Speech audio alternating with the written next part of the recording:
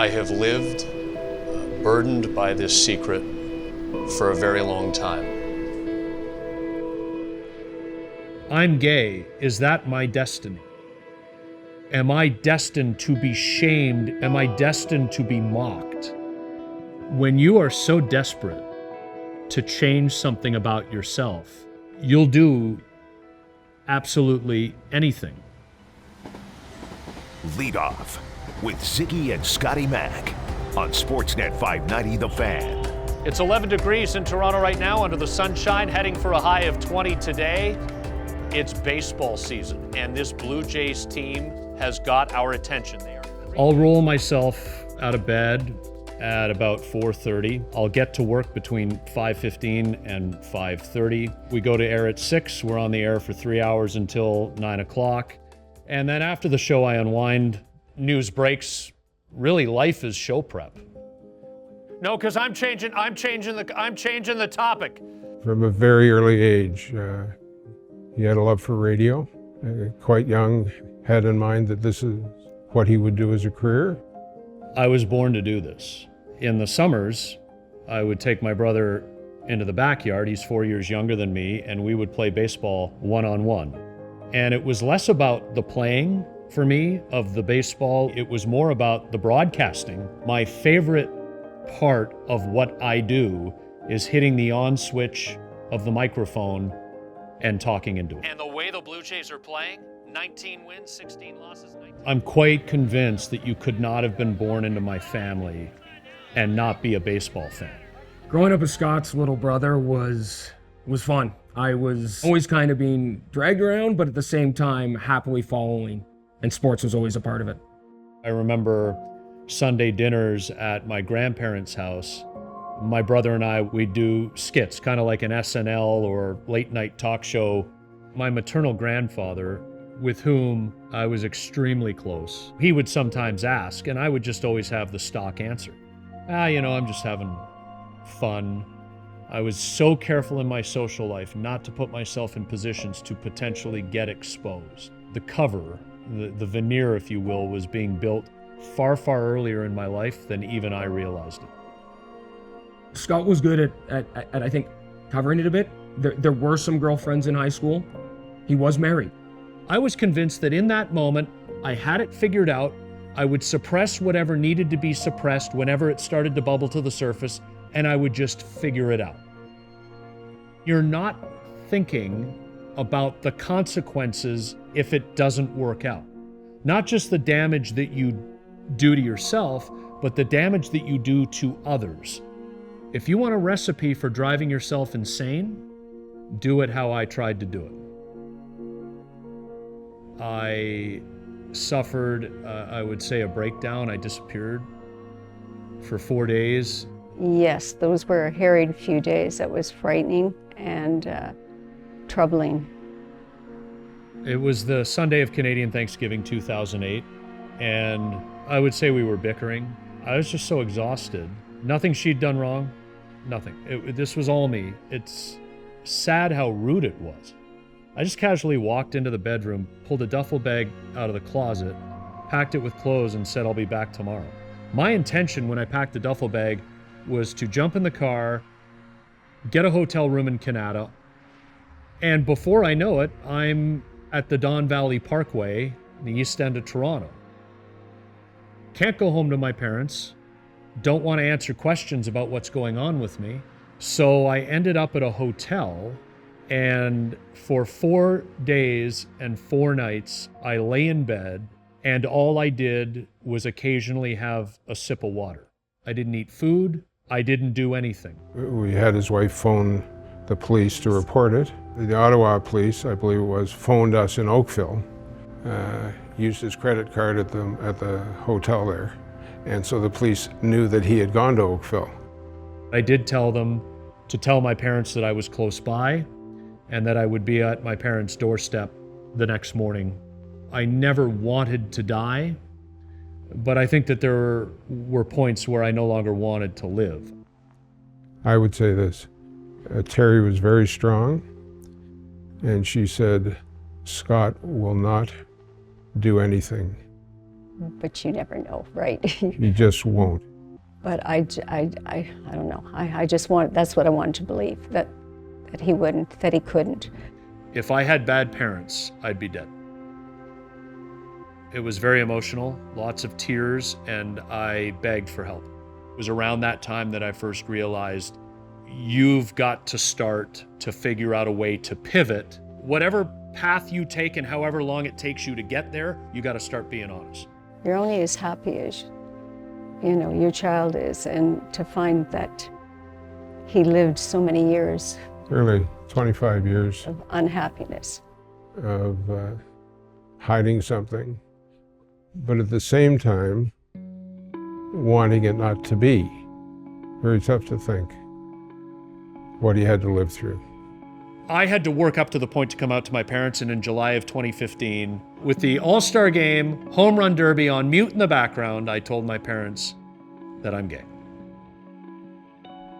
He said, I'm not afraid to tell you this, but I'm afraid to say the words. And then that really struck me. That was tough to hear, that how hard that must have been, what it took for him to do that. Once the words are out and into other people's ears, there's no going back. Scott sent me a text. He's like, hey, I got something to tell you. You want to go grab some lunch? And I said, yeah, no problem. And he just, you know, gonna look me in the eye. I said, I'm gay. And I said to him, that's great. It doesn't make a difference to me. I understood what a monumental moment that is for him, right? Because he was taking a leap of faith. When he came out to me, I was so confused because he had been married to a woman. And then he just started talking about how so much of what he was doing was filled with angst at the thought that somebody would find out. And I remember going home that afternoon thinking to myself, what a tortured soul my buddy must have been and must be to have gone through this for the first, 40 years of his life? I never doubted that Scott would come out professionally. I knew that it was going to be coming, and it would be on his terms. This video is my opportunity to share with you my truth, and that is that I'm gay. I'm a gay man.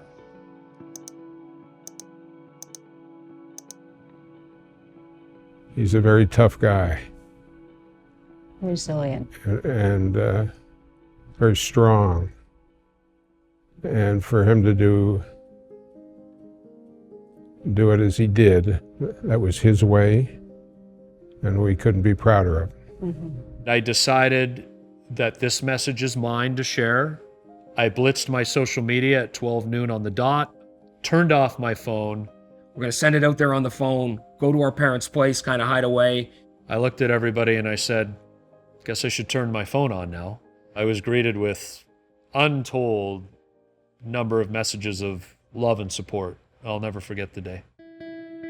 You know, when Scott first came out, I thought a lot about what the reaction may have been if it happened earlier.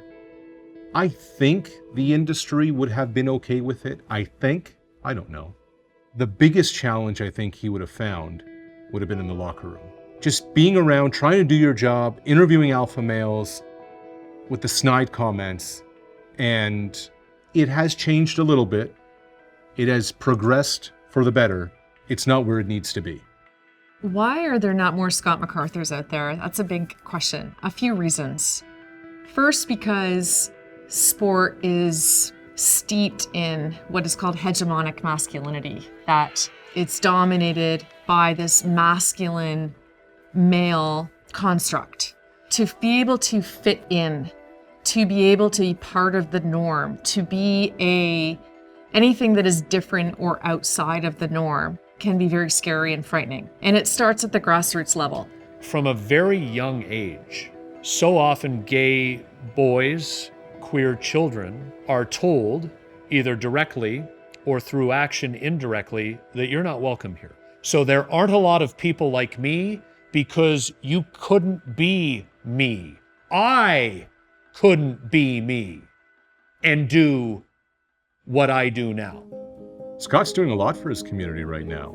The fact that he came out, as publicly as he has, the fact that he uses a social media platform for what it is, that he wants to be an advocate and a support network. The courage that it took to do it, especially in an alpha male sports environment, is significant. He is hoping that the next aspiring sports broadcaster who is having some of those same fears and some of the same angst that he once did, he's hoping that it's going to be easier and better for that next generation. I was so pleased to hear that he has been working on himself from a psychological standpoint. He's been spending time with his family. He has a new boyfriend, Xander, and I understand that Xander is very supportive in helping Scott. Hello. Hey, sweetie, how are you? I am well, thank you. I too work in an alpha male dominated field, and since I'm confident that I fit as a gay man and I share this with you, I think it gives you permission to belong and find self-confidence there too.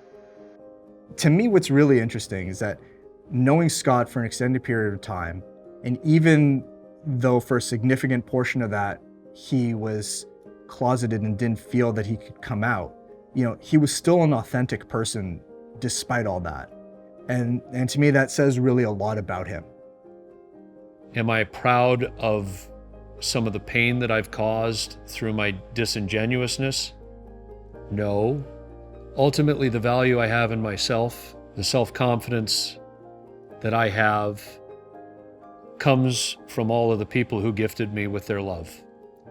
It's sad for me that I never got to tell any of my 4 grandparents that I'm a gay man and a proud gay man.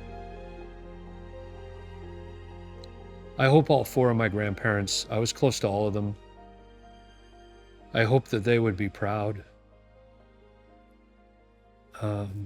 Because they loved me and they loved all of their grandkids. Mama told me the sun shines brighter right after the rain, and she showed me the love grows stronger right after. The happy memories here, it isn't long after leaving this park for the very last time that a lot of the sadness and disingenuousness and all those things started to kick in. That's interesting, Scott, because I remember the night that you came to the house and talked about us, about being gay. But one of the things you said was that there were a lot more people than we knew who were gay and couldn't accept it, and their choice, sadly, was not to live. And I remember very clearly you turned to Mom and me and said, "But I have made the decision, I want to live." Mama told me the sun shines brighter right after the rain, and she showed me the love grows stronger right after. I mean, my message to the broader LGBTQ plus community is not inventive, it's not new. It's be you. Be you, love yourself, be proud of who you are, be true to yourself, and be true to others.